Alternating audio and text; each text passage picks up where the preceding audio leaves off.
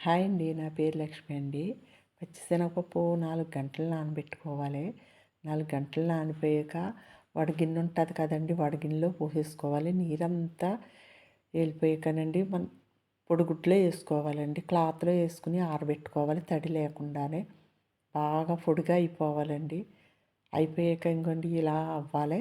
పొడి పొడిగా అయిపోవాలి. బాగా నూనె మరగనివ్వాలి. మరిగిన దాంట్లో వేసుకోవాలి ఇవి. ఈ గుల్లగా వేగేదాకా వేపుకోవాలండి. గోల్డెన్ కలర్ వచ్చే వరకును. నేను 2 సార్ల కింద వేపాను.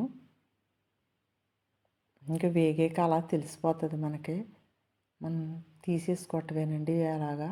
అయ్యో పొడి పొడిలాడితే నూనె కూడా లాగలేదండి. నా ఛానల్ సపోర్ట్ చేయండి.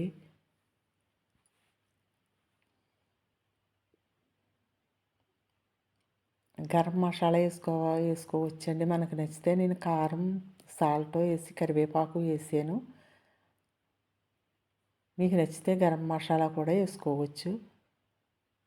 నచ్చితే నా ఛానల్ సపోర్ట్ చేయండి మీరు.